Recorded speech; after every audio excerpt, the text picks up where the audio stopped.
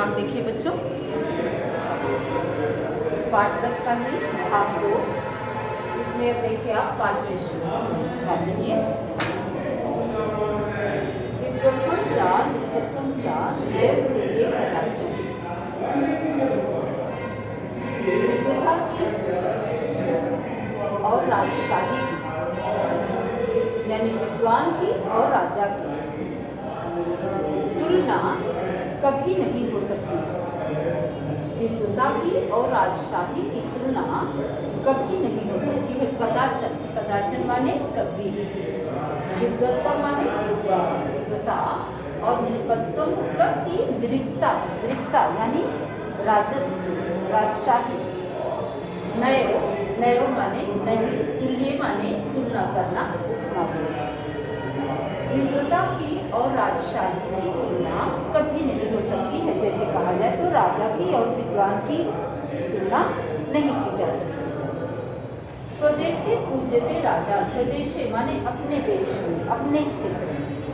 राजा की पूजा पूज्यते, पूज्यते माने पूजा की जाना, अर्थात सम्मान। राजा का सम्मान अपने देश में ही होता है। ठीक है बच्चों, राजा जहाँ रहता है उतने क्षेत्र में ही राजा का सम्मान होता है।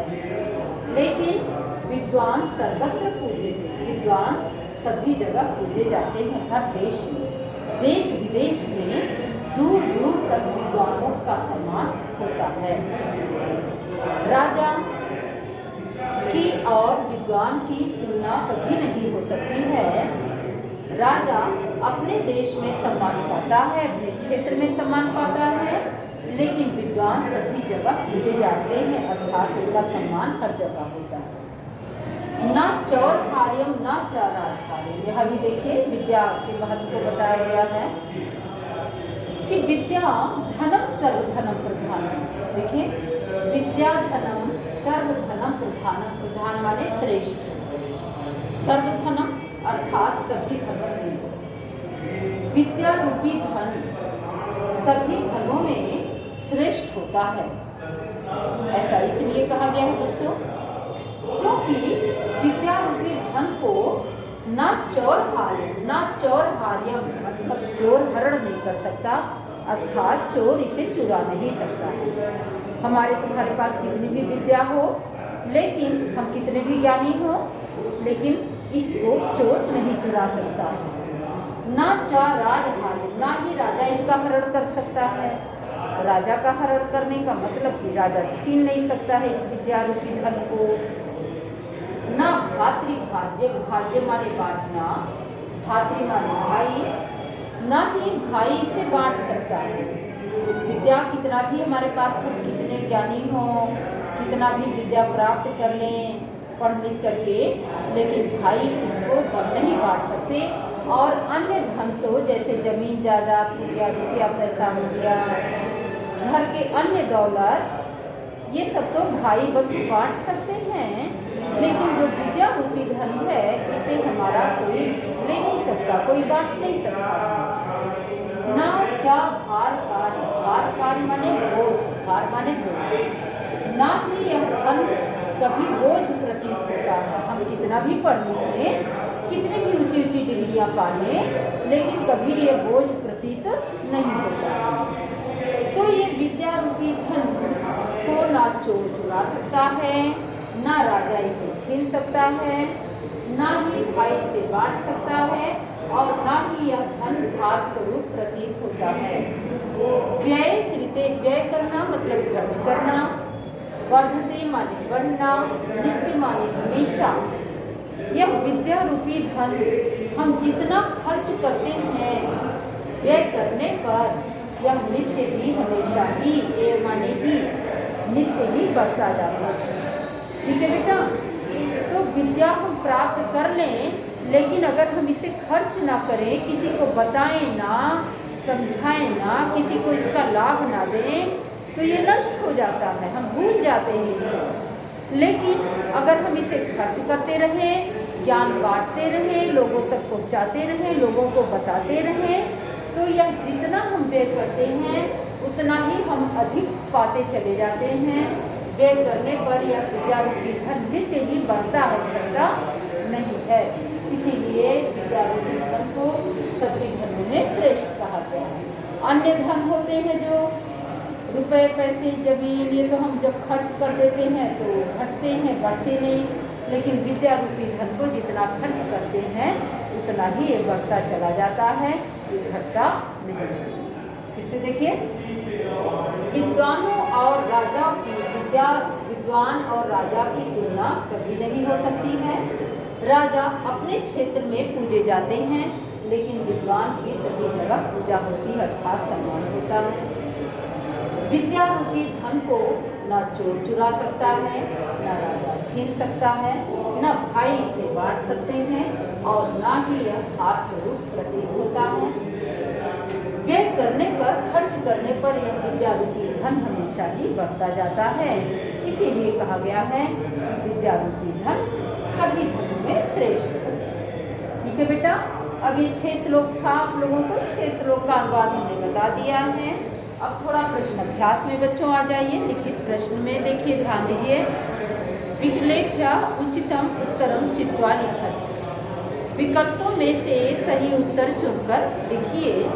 इसमें 4 प्रश्न दिए गए हैं, क, ख, ग और घ, और इन चारों के ही 4 विकल्प दिए गए हैं, जिसमें से एक विकल्प सही है और वह चुनकर आप लोगों को जो खाली स्थान बना हुआ है उसी में भर देना है। पुस्तक में ही आप लोगों को ये काम करना है। ना धन एव का संधि पद है। अब इसमें देखिए 4 ऑप्शन दिए गए हैं, इसमें से एक है ना धन एव का संधि पद है, यानी ना धन एव मिला करके क्या होता है। तो आपका जो तीसरा विकल्प है वो सही है, जो है नैव। मैं यहाँ लिख दे रही हूँ। का देखिए उत्तर देखिए, का में तीसरा विकल्प सही है बच्चों, नैव। ठीक है, ये आप लोगों को वहाँ खाली स्थान में ये भर देना है। खा देखिए, खा में निह धन गंधाह का संधि पद है।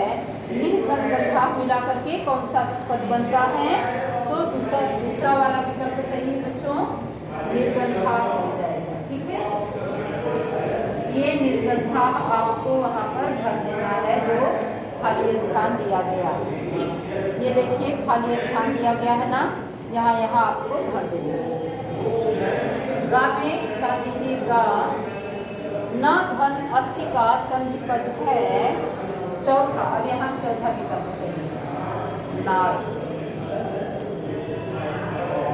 नाश। घा में देखिए, घा विद्याहीन व्यक्ति की तुलना किस फूल से की गई है। तो यहाँ देखिए तीसरा विकल्प सही है, किंशुक से। तीसरा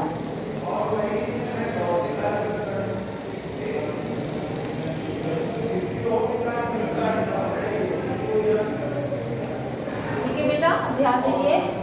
जो पहला प्रश्न दिया गया है, विकल्प्य उचितम उत्तरम चित्वा लिखत। विकल्पों में से सही उत्तर चुनकर लिखिए। इसमें का में तीसरा विकल्प सही है, नैव। ये नैव आपको भरना है खाली जगह पर। खा में दूसरा विकल्प सही है, निर्गंधा हो जाएगा वहाँ पर। निर्धन गंधा का सही पद है निर्गंधा। गा में न धन अस्थि का संधि पद है।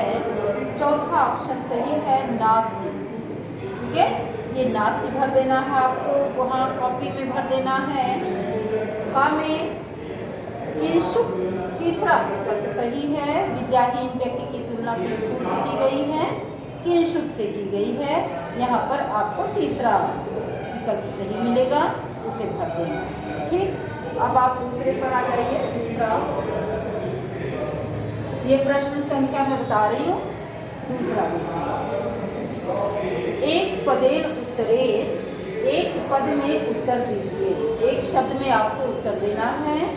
इसमें भी 4 प्रश्न दिए गए हैं, जिसका उत्तर आपको एक शब्द में देना है। केन हीना ना शोभते, किससे हीन व्यक्ति किससे हीन शोभा नहीं पाते हैं। तो आप यहाँ भरेंगे विद्या।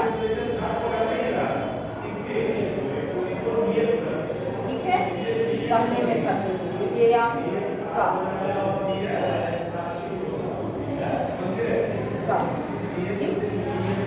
का में आप भर देंगे विद्या। खा में राजा पुत्र पूजते, राजा कहाँ पूजा जाता है? खा में स्वदेशी। स्वदेशी ये देखिए यहीं बता गया है, स्वदेशी पूजते राजा। राजा कहाँ पूजा जाता है? स्वदेशी। गा में देखिए के निर्गंधा भवन्ति, कौन गंध रहित होता है, होते हैं, कौन गंध रहित होते हैं? तो यहाँ आप करेंगे किंशुका।